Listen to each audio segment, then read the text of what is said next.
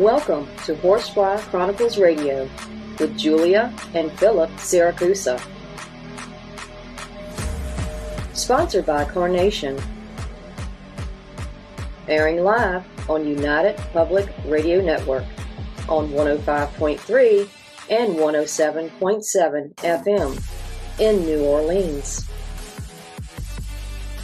This show's opening has been produced, edited, narrated by Gwen Luckett at gluckett.com.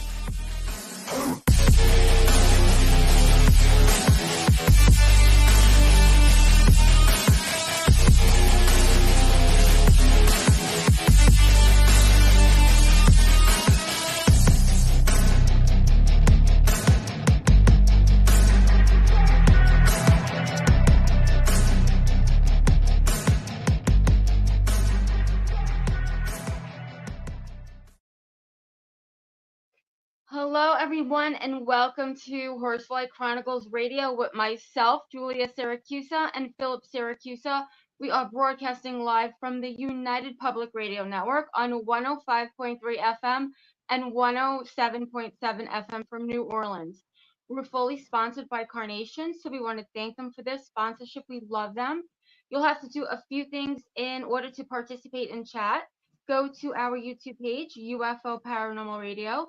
Go to all of our Facebook stations, UFO Paranormal Network, UFO Undercover with Joe Montaldo, News on the Flip Side, Horsefly Chronicles Radio, SoundCloud, Podbean, Twitch, and all of those places where you could watch shows. So tonight, guys, we have another amazing guest to our show. So please welcome to the show, Tom Springer. He is a paranormal investigator and a radio host of Stuff I Never Learned from a School Book.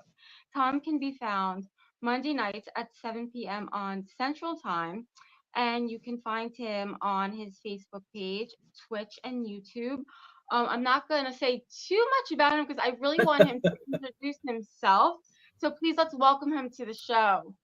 Yay! Welcome. Hey, everyone. Thank you. Appreciate it. Thanks for having me on. Thanks for doing this collaboration with me. This will be interesting. Yes, this is going to be our first. I'm excited. Something different. Yeah. Yeah, I have a bunch of people popping up. I just want to say hi really quick. Hi, everybody. They can't see the messaging that I'm seeing right now, but hi. So yes, we got we got Stewart, Nicole, Stewart, Nicole, Jeanette. I'll say the other one, Uilana Kuule. Oh my goodness. Thank you. Rosie. Welcome. Kathy, Peach State Paranormal. Okay. Thank you, everybody, for joining us tonight. Okay, so take us to the beginning of your story. How did you start in the paranormal? What took you here? So I am a very late bloomer, was what I like to call it. I actually wasn't part of the paranormal, but I had friends who were, and they still are. But they were paranormal investigators, and they invited us to come along on a paranormal investigation just to kind of see what it was like and check it out and be like, all right, well, come see what we see, or come hear what we hear. And my wife and I both went, and it was fantastic. And one of the first things that happens when we were there is I watched an apparition actually walk into a room. And my team had two different mediums on it as well. And I just started talking to this lady who walked into the room because she was talking to me. And they both kind of stopped and were like, who are you talking to? And I'm like, I'm talking to the lady right there, dressed like this and looking like this. And this is her name. And they were like, well, we can see her. How come you can't? And I'm like, I don't know. And they went, how long have you been able to do this? And I went, 10 seconds. So I mean, it was that fast. Is when my awakening happened, and it was very unique because it was an apparition. Apparently, that's not common. I did not know that. Still kind of amazed by it. But then, as things happened throughout the weekend and just over the next couple of weeks, different abilities kept popping up. All of a sudden, I could. So now I'm basically more of a psychic and a medium. I can speak, see, and hear elementals, just like I'm speaking, seeing, and hearing all of you. I can read auras. I can push energy anywhere in the world. I can talk to people in different dimensions, and it just seems to keep growing from there. And so it was very early. Like I said, it was only like 3 years ago this happened. So I haven't had my abilities very long, but they hit me, and I tell people it was like trying to drink from a fire hose. Yeah. When I found out about them. All right, Julie, I'm jumping in. I'm cutting you off. I need to get to something right now. Yes, sir. You just blew my mind there, Tom. Now, Sorry. Wait a second. You can see into other dimensions? I can hear people in other dimensions. I can speak to people in other dimensions. And I found this out because initially when I started feeling and talking to people, it was in my chest. And it was almost like an anxiety. And then I had one of my medium friends tell me, I need to get out of my chest because it could potentially hurt me because it's in my heart area, and it pushed it upwards. So I started feeling them in my head. Well, then something different happened, and I started hearing sounds just the same, but all of a sudden the feeling went across my shoulders is where I was feeling them at. And I'm like, okay, this is different. Why is this different? And when I tried explaining it to my medium friends that I was with, they're like, we don't sense anybody else. And the lady I was speaking with in the other dimension said they can't because I am not of that dimension. You're hearing me and talking to me from another dimension. So it was very unique that I was able to do that, and I'm still able to do that. And it still feels the same across my chest. So any spirit or anything I talk to in this dimension is in my head, but other dimension it crosses my chest or into my shoulders. How do you separate the difference? Okay, so we have head, we have chest. Mm-hmm. How do you separate the difference of something that is going on in the mind versus reality and the realism of you are actually doing this? There's a different feeling. So I know what the voices in my head sound like. Prior military, you get that sixth sense. You kind of know what to expect and everything else. But when these start to happen, most of the times I can have other people validate it in one way, shape, or form. Like they will tell me something, and I'll be like, "Hey, this is happening." And I'm like, "Well, how do you know that?" And I'm like, "Well, because they're talking to me and telling me this." And like, nobody knows that. And then normally when it's from the other dimensions, it is more messages than it is just simply talking. I want to say more specific messages like, hey, you are supposed to open. You are very shut down right now. You are not doing what you're supposed to be doing. And it almost is like a directive from other dimensions than it is from this one. This one is just people talking to me like it does for most mediums and stuff like that. But from other locations, other dimensions, they talk to me with more of a direct line.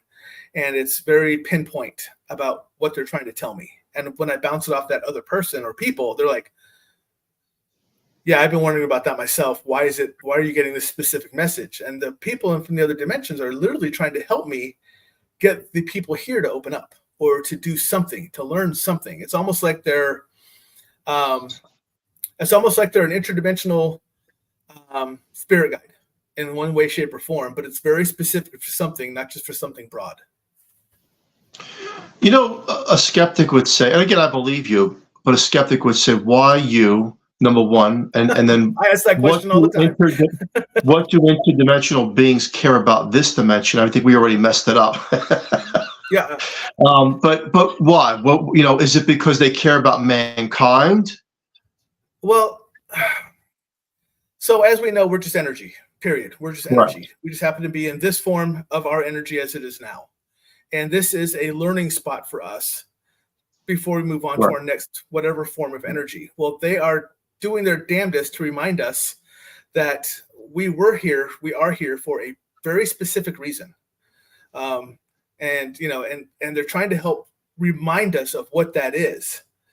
And they don't want to see us fail. They actually want us to see us succeed in this form. But we've been so blocked off, we've been so closed by so many different things that we're not opening up just with our spirit guides. We're not just opening up through mediumship. We're not opening up through something else. So they're basically,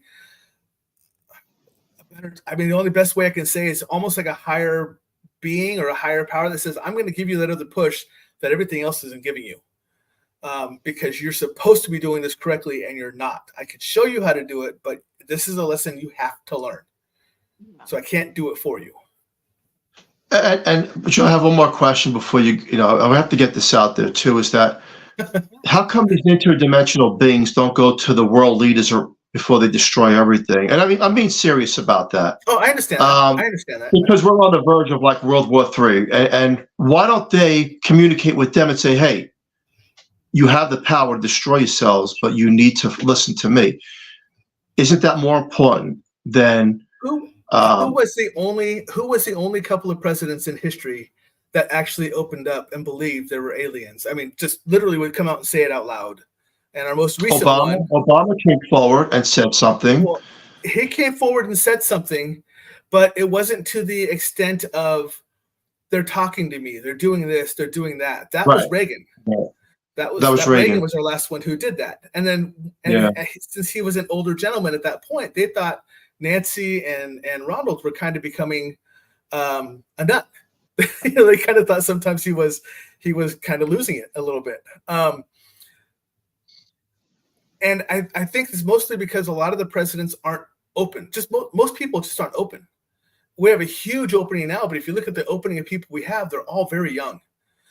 Much of a younger generation. It's not an older generation like the generation I'm from. I'm actually surprised I was able to open it all. But the older generation, not as many people as needed to have grasped onto this.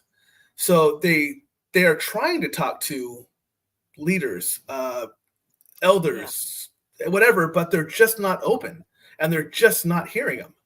And it's not something they can forcefully push themselves into, because I probably should have been able to hear them long ago, but not until I opened was I able to start receiving these messages from the other dimension.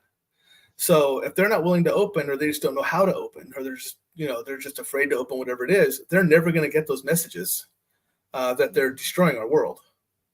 I'm fascinated by this. Go ahead, Joel. Now, do you think after COVID, a lot of people started opening up? I do. I think a lot of people had more time to sit with themselves, which was very evident. And I think in their stillness, I don't know if it was out of sheer boredom or just whatever, but in their stillness, they opened. And it was almost like they needed that stillness, that separation from the busy life. Even if it was school or it was friends or it was work or whatever it was that they were constantly doing throughout life on a day-to-day process, and it was very repetitive. Once the stillness happened and they had to sit down with themselves, well, then I think more people started to open at that point, because what else was there to do except to face you? And when you faced you, it allowed you to open. Absolutely. Absolutely. Because that happened to me too. And I think that, I mean, everybody always says there's so much that you have to be taught in order to like really come into your gifts. And I don't know if I believe that. I just think that it's all a matter of when the right timing is for you. Right. Of course, you can, have mentors and but I think it's just all about you and when you're ready. I think some people can be taught, but that's because if they're looking into it, they're at that point to be ready. Because if they're not willing to be even looked at being taught, then they're not willing to open up. Everyone can learn it, but you have to hit at least a basic stage of understanding and acceptance to open up, to be taught something that you should have already been knowing. Absolutely. Rosie said everything happens for a reason. Absolutely. Absolutely. Yep. Absolutely. 100%. I'm a firm believer in that. Yeah. Everything does happen for a reason. Phil. Yeah. This guy has a lot of abilities. I mean, and I'm listening to him, and I throw some hard questions because that's what I would get asked, because I do believe him, and I do know that what he's saying is starting to like ring bells with my own personal life. And he has these abilities. And then we found out after COVID, a lot of people were, look at the world we live in, not even talking about the chaos, but All the stuff that is happening right now is just, Right. you don't even know what you're going to wake up to in the morning, quite frankly. If we're going to have flying dragons again, like, we don't even know what to expect anymore, Right. and we're at that time, right? We're at that time when mankind is discovering things that this is a new forum for a lot of people, and I think that there's a lot of element of surprises coming our way, and not all bad, but we're awakening now, right? We're awakening to that third eye. And I appreciate the people who are willing to do the work for it. There's a lot of people who want the awakening to happen just because they think it should. They think they're entitled that awakening, or they don't want to put the work into it. Luckily, like I said, I fell into mine. I actually believe I was awakening for many, many years, but just didn't realize what I was doing. Because like I said, I spoke with you guys behind the scenes, and my audience knows this, but I'm prior military.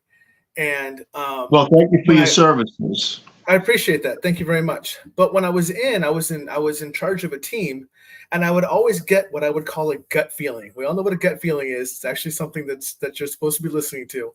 And I would always get a gut feeling, and I just tell my team, "Hey, hunker down, hide, go hide somewhere," or what we call go cover. And they would cover. But the first couple of times it happened, sure enough, a patrol would walk by us that we weren't ready for, or something else. So the questions came to, how did you know this? And I'm like, I don't know. I just have a gut feeling.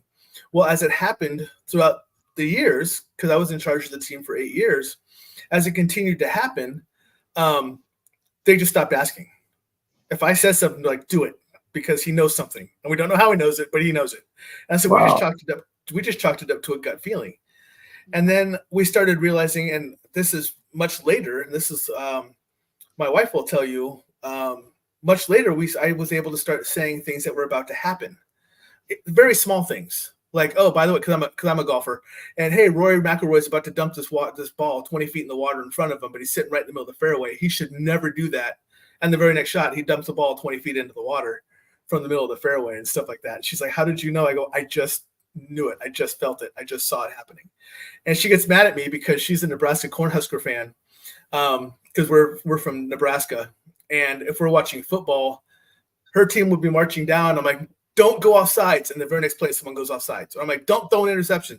And they'll throw an interception. She's like, how did you know? I go, I don't know. I just saw it coming. So it's just that instinct, that gut feeling that I think you have, that little lapse that you can start to read sometimes. And that helps you out in life, right? Making the right decisions about good people, bad people, what to stay away from. And then the communication and the interdimensional beings. Look, the part of the military came forward, actually. What's that guy's name? He came forward and says, they're out there. There are interdimensional beings. And whether you believe or you don't believe, this is real. Now, whether mankind can accept the people that, I think the problem is that because religion causes all the wars around the world, since the medieval times, that people may not be able to accept that we're not alone and that there's other beings in control of things. And the religion kills me. So I talk about religion, but I do it very openly because I am born and raised a Pentecostal Christian in my family. My grandfather was a Pentecostal preacher, but I am very much of the belief that all of our religion has branched off to all these different religions from one main source, from one actual happening. And then man got involved and wanted the greed and the power to be in charge of the religions. And so made their own little sects, and it started breaking off into all these different side religions. And that's why we have so many differentiations between the two. But if you go back thousands of years and you start looking at the simplicities of how similar they are, it's amazing. Something I talk about on my show is if you look at the angels versus the dragons. So I am Native American Norse. I'm a very odd, strange mix of mythology. But when I talk to people about our angels, about Blue Angel, Archangel Michael, color blue, he's our warrior. Well, if you look at Norse mythology, and you look at Asian mythology, the blue dragon is their protector dragon. If you look at our green angel, it's the same thing as their green dragon. They're both the ones that are the healers and the ones, the ones that deal with the medicine side of the house or stuff like that. And they're two totally different sides of the world, but yet they still have the same beliefs. Just one has angels, one has dragons. So even way back when they believed in that type of stuff, they were still exactly the same. They just called them different things. Very interesting. Very, very interesting. Yeah. So Nicole, is this your wife, Nicole? That is my wife. Yes. Okay. Oh, hi. Hi. She said he can read people really well and has been able to do that for years. I believe it. Yes. True.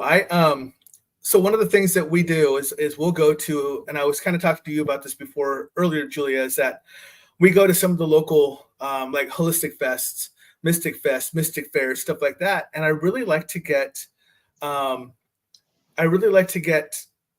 the people who don't have a voice on my show, the local people who are fantastic at what they do, but they don't have a larger audience.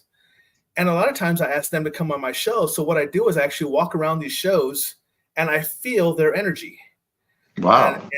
And if I can pick up, if there's a positive energy coming out of them and I appreciate what they say and what they're doing and it's for good, then I will approach them and ask them to come on my show.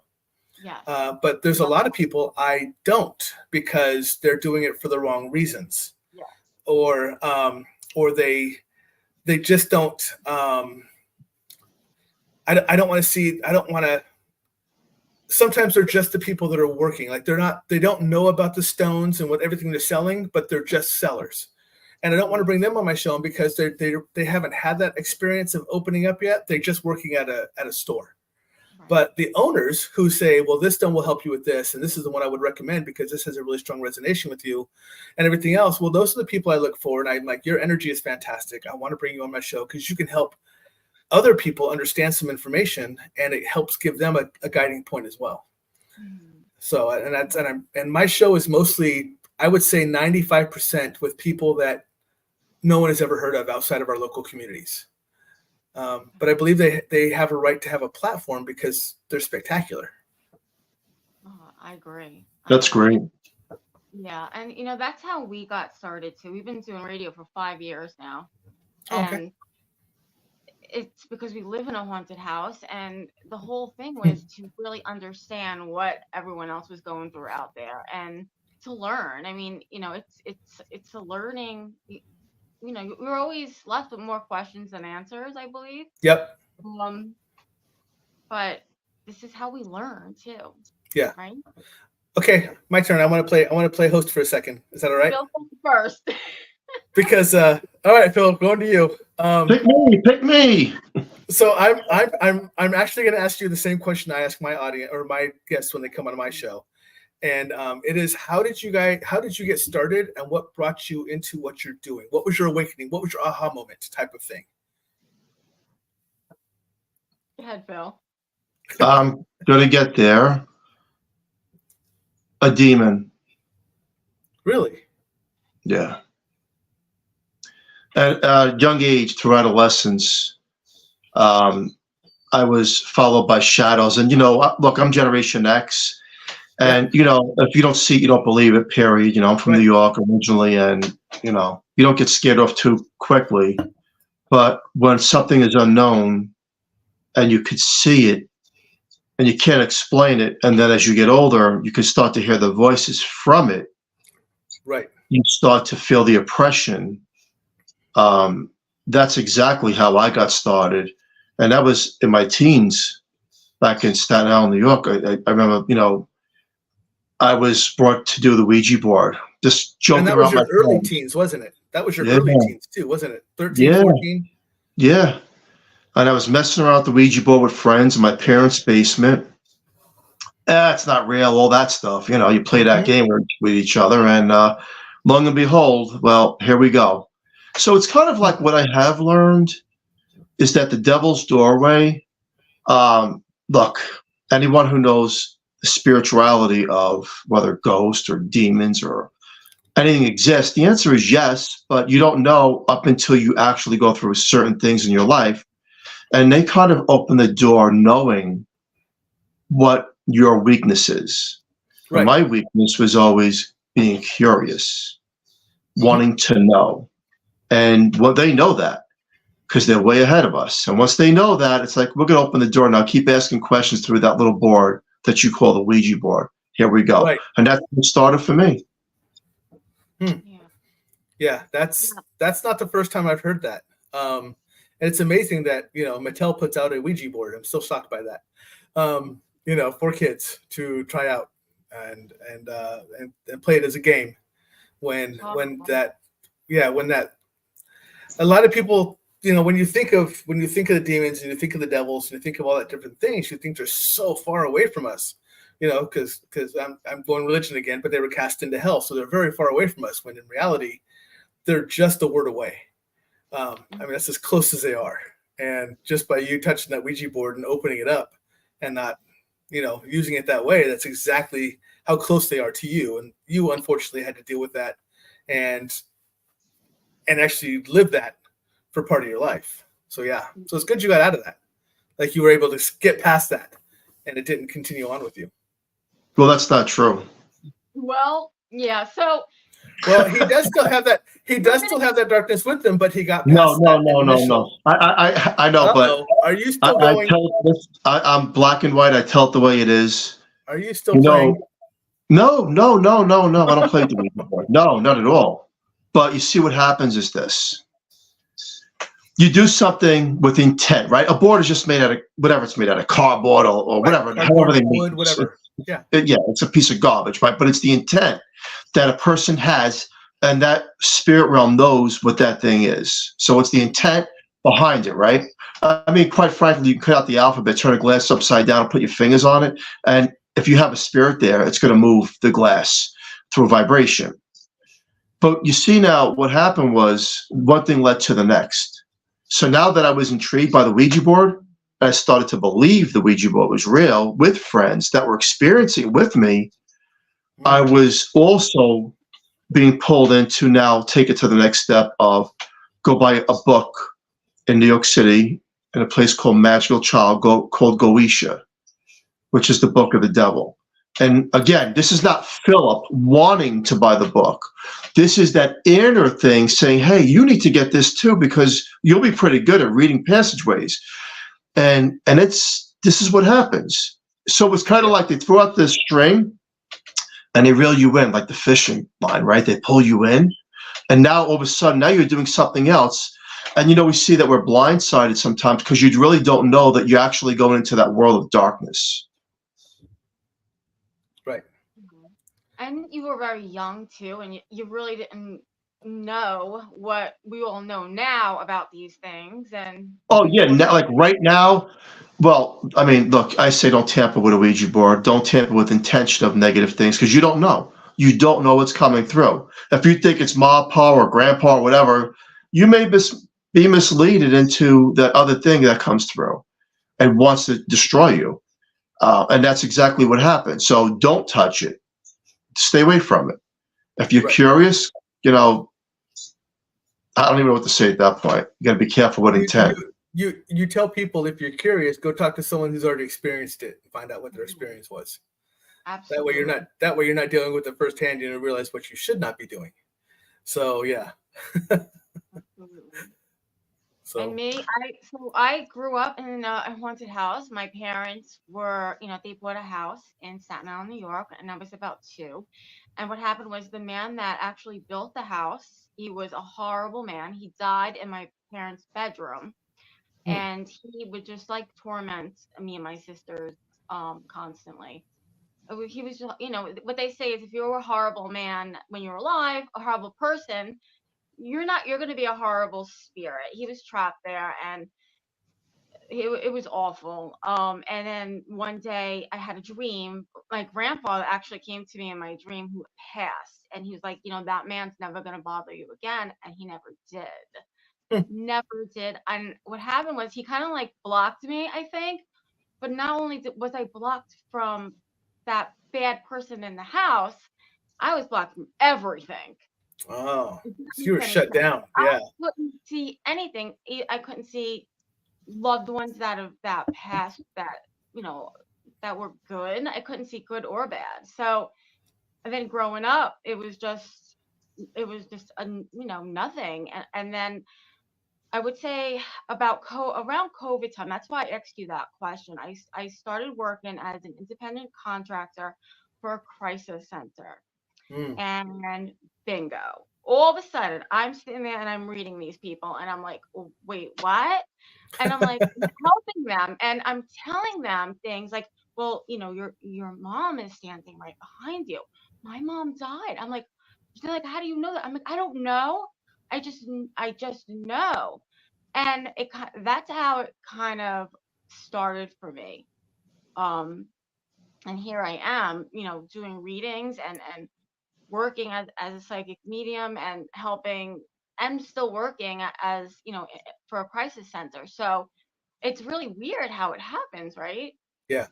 It's just a blink of an eye, and it happens very rapidly. Yeah. And it was around COVID, around that time where this happened. And I was just. I think the best thing with all of us that we all have in common here on the show tonight is that, well, we teach people what we know, right? And no one's an expert, period. Or there is no expert. Absolutely not. Always in learning mode. Of course. And what we know is what you should stay away from, and be careful with your intentions and curiosity, right? Because we don't know what world we all want to live, the lighter, brighter life and the happier life, and pass that on to other people. And, I find myself now that, we do live in a location that unfortunately is tainted, but at the same time, because we go through this, we can teach people do's and don'ts. Right. Sometimes it could be you, that it's psychosomatic and power of thought, manifesting things that you think exist. And the other times it can be just what you might think it is too. It could be something that is malevolent, trying to go on your fears. So we've developed those skills to help people, and I'm proud of that. So look, everything happens for a reason, like, our reason is to help people, right? And say, hey, you should not do certain things because you may regret that, and there's no watch on the devil's hand. He'll get you at any time he wants. Right. And then what happened in 2010, we bought this house. So now, then this was before, I started really opening up with my gifts. Obviously, it was 14 years ago. I had a 2-week-old son that I was so drawn to this house. I was so drawn to this house. And you have, that I always say, be very careful when you have that weird, that when you're drawn in that real, of course you're going to love your new house, but you got to be really careful. And it's the Horsefly Chronicles house. Phil, you want to take it from there? I just have to close that door. Well, I'll take it from there. I'm going to go back to the guest because I want to ask him some more questions. But, sure. It's hard to believe sometimes if you're not in the field of paranormal, supernatural, and you just have a one-track mind of it's only a certain way, or you're an atheist and don't believe in anything. Sometimes I may say to people it's good not to believe, because believing makes it more real, and then you could actually manifest things that you don't want in your life. So you have to be careful with that fine line. The other thing is that, remember I said that fishing line that's casted out by the darker side? Well, we're living in that house. And again, I tell people for years, like, oh, there's no such thing as ghosts and yada, yada, yada. That whole rigmarole we heard. But, throughout the years, in this particular house, we had 52 paranormal teams from around the world. Top teams, psychics, mediums, remote viewers, priests to help, Wiccan, shaman, reverend, deacon. We've done it all. And I tell it the way it is as well. If people ask me today, well, is it gone? The answer is we tried. You see, sometimes in certain locations around the world, I'm not going to sugarcoat anybody and say that there's a magic wand that says spirit be gone. If you really think you have one, you need to go see a shrink. It doesn't work like that. We do not have power over certain things. And one of them is something that you don't even see. It only exists because it wants to exist in a certain area. And quite frankly, the amount of force that you put into it can retaliate to you and everybody else around you. So again, it's a learning curve, right? That certain things do exist.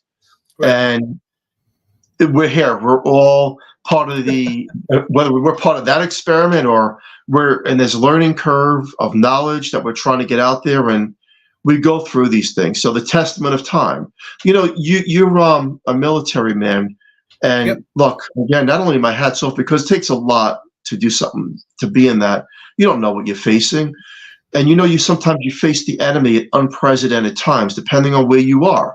And then it's interesting because we had Dinner with a Ghost here years ago, which is like the people that travel the world, and they set up locations. So we had a lot of military people that were interested in this house to come to this event. These are big guys, and they're not afraid of anything because they fought in Iraq and Afghanistan. And at one point at the dinner table in the basement, right, there's like 20 people set up. They didn't believe anything. And then all of a sudden, that dark shadow that I talked about appeared and started choking one of their fiancés, and she couldn't breathe. And the guys, when we all got out of the house, right? We all got out, and he goes to me, I fight wars. I'm not afraid of man to fight any war around any part of the world, but I can't fight what I can't see. Yes. And he was right. He made a good point. And his point was, look, sometimes the enemy is invisible in a way where you don't know how to fight it.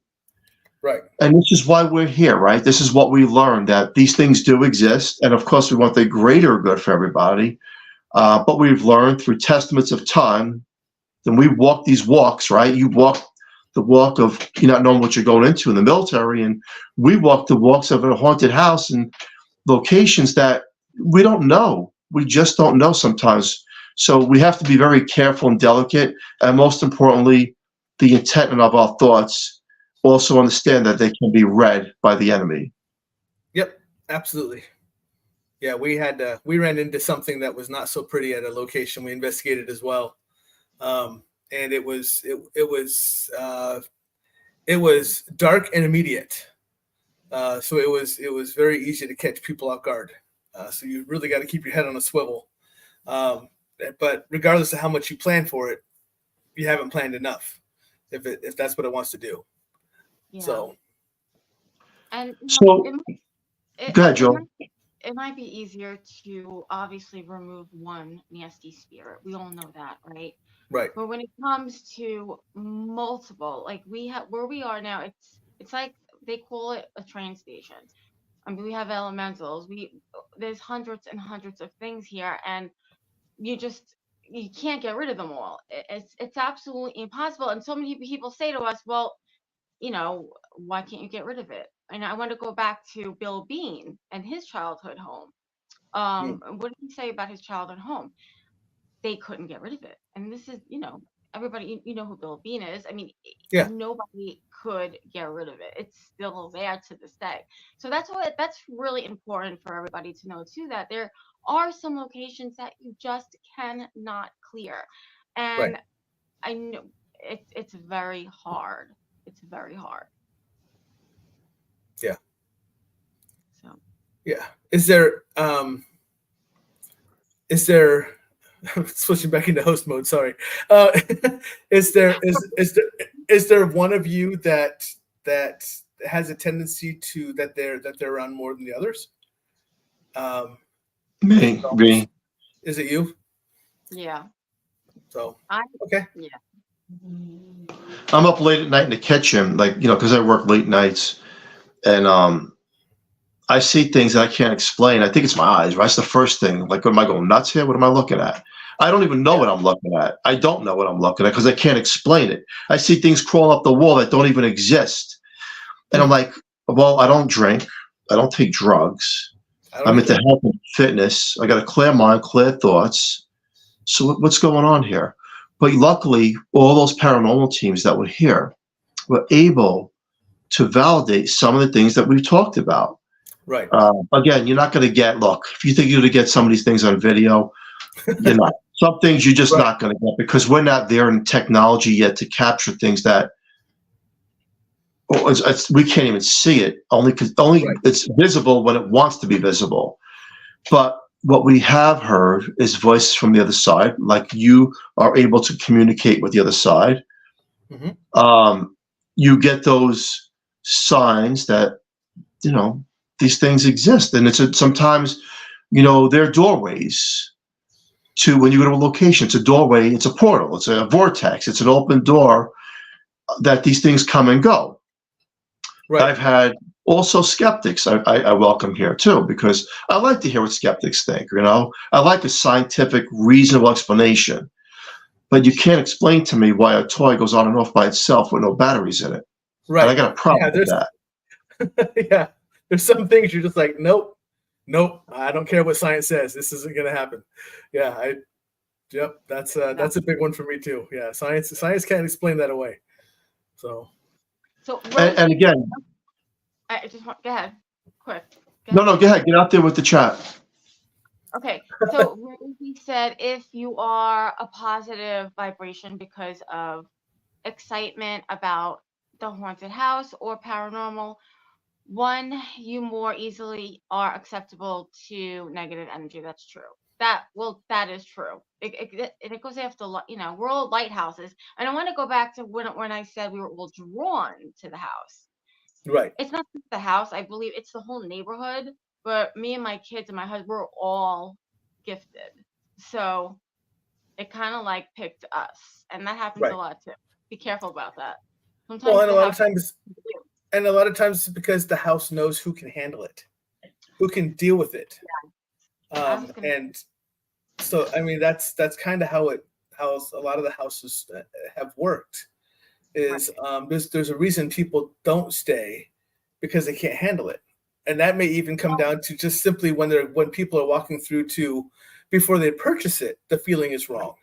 I want to say with that one, you're absolutely right about that one. But with this house, this is a more it's like a mind manipulating haunted. You don't see things. Things are not thrown. It's not a poltergeist. It's a mind manipulating haunting. And I do want to say that we've tried to move. We don't want, it's not healthy. It's very draining. I'm sure you can pick some things up.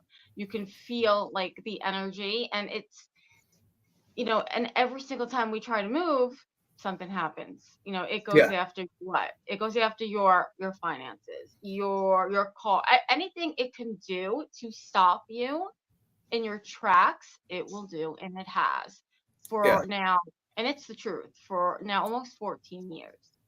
So, and it's very interesting, because I didn't say anything earlier, but since you brought it up, even watching you two, just in your settings, identify something very specific. If you look behind you, Julia, you have a dark corner that's behind you, and you have a dark setting.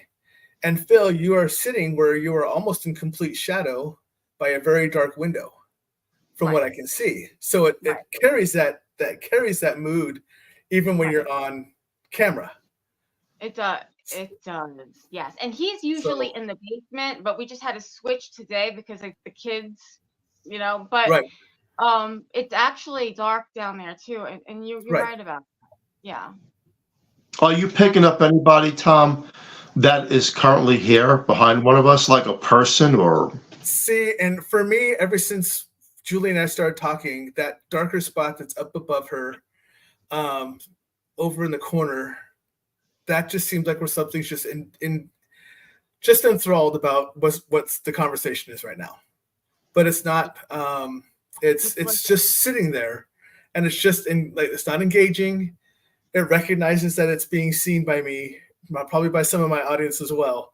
But it's just sitting there listening on what your take is on the house. And that just seems like what it's doing. It's like, oh, so this is how, and I know you have all talked about this before, because I can tell you talked about it before, because when you mention things, it's not like it goes, it kind of goes, yeah. Yeah, we've heard this before, yeah. But like I said, the setting was very interesting when you both came on. Like I said, Julia, you came on first, and I saw you, and you're in very good light, except for that one corner, and that one corner is where it's hanging out at. And then Phil, you came on, and you were in instant shadow. Your face has that shadow. See, Rosie just said that too. I can see a dark shadow. Wasn't sure if it was from the cabinet, but it moved too. Exactly. And that's what I saw. But when you were in darkness, where you're sitting at, Philip, I'm not watching you. I'm watching the surrounding darkness around you to see if anything moves. Because I'm not picking anything up around you, but I am picking up around Julia. And it seems to be what Rosie's picking up as well. Yeah. Now, I got to say this in all favor of Tom. I will say this.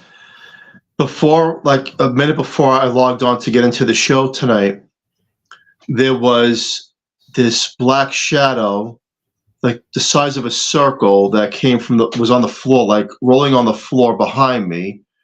And then I logged into the show on StreamYard. And it's interesting that he's picking up the darkness because, look, it could travel me to her, to me to her, to whatever Right. it does, you know. But he's right. More importantly, you're right. I'll tell you why you're right. It's observing.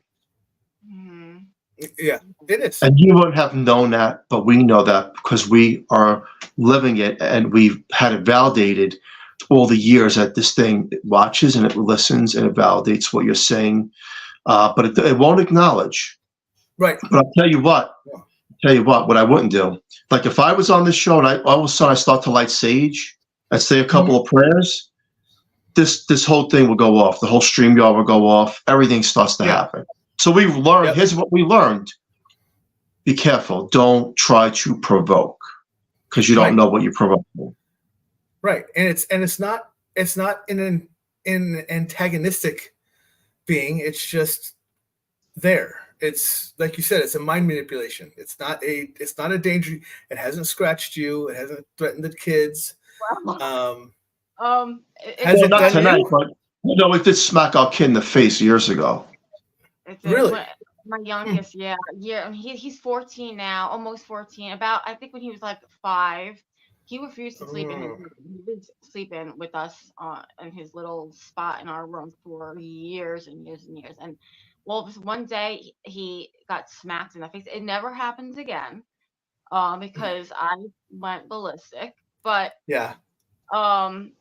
it did happen. We've had teams here that have gotten scratched. And we were having a reality TV show filmed here years ago, and the film crew they didn't believe in ghosts. They were just doing the filming, and they happened to be in the basement, and one of them says, "My neck is burning. The back of my neck is burning."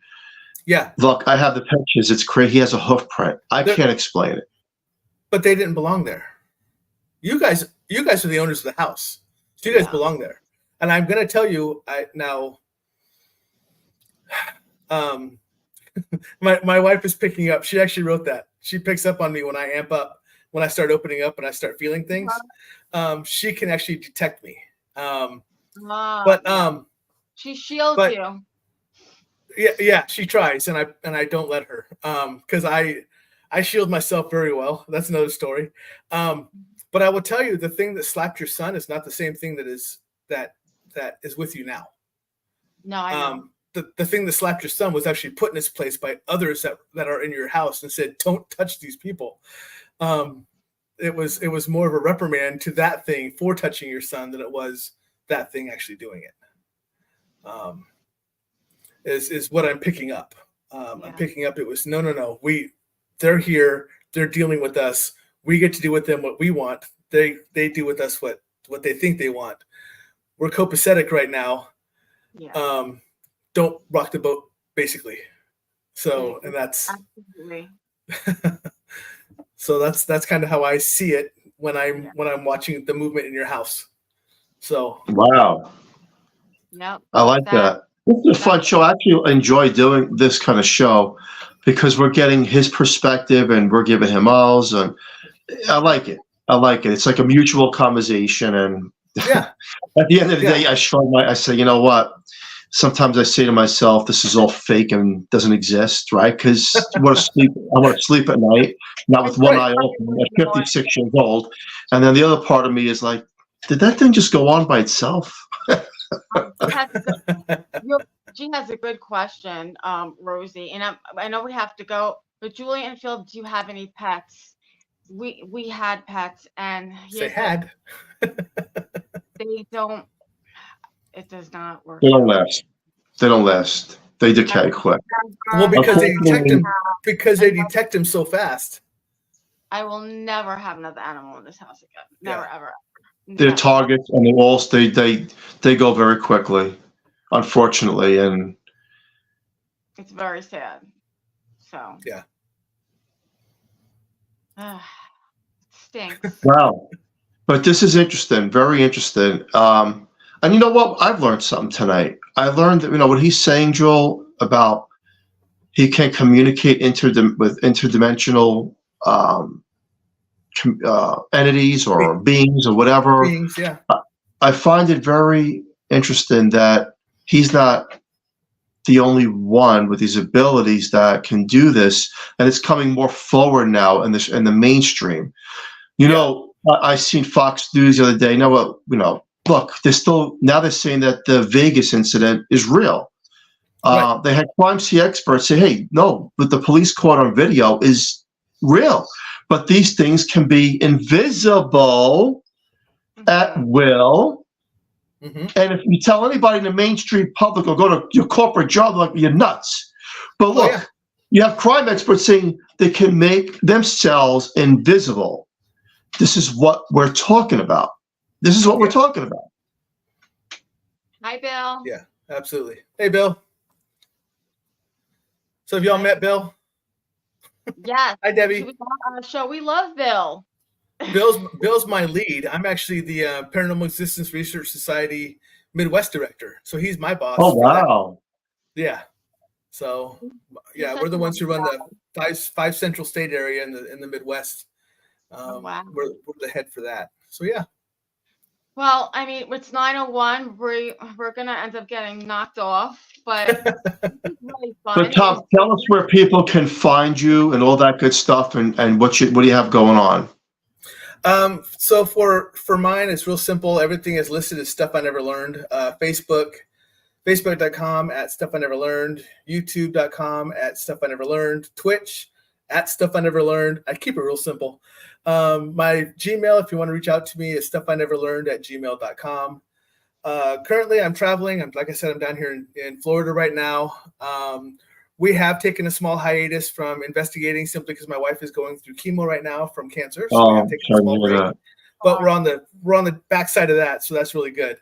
So we should be back out in the road hopefully in a few months. But other than that, I'm just running back-to-back shows. I'm with you guys this week, and next week I have a local person on that's in our area, and her name's Kelly Miller, and she's fantastic, and awesome. And she's a good listen to. So yeah, like I said, I really appreciate you guys working with me and doing a collaboration tonight, and it was and I really like the way it worked out. This is my second collaboration, and I look forward to doing more, and I hope you guys enjoyed it, and we'll open up to doing more as well. So I like Tom's energy. I like what he's saying. I believe in him. And people share the show. This is a guy you can learn from as well. A lot of knowledge. And I could tell when he speaks, he knows what he's talking about. And maybe we'll have a future show. So thank you so much, everybody. And back to our haunted lives. All right, Drew, wrap it up. Special thank you to Carnation for fully sponsoring the show from day one. We love them. Thank you. Please join us next Monday night on the United Public Radio Network on 105.3 FM and 107.7 FM from New Orleans. Thank you, everyone. Have an amazing night. Thank you, everybody in chat, for joining us.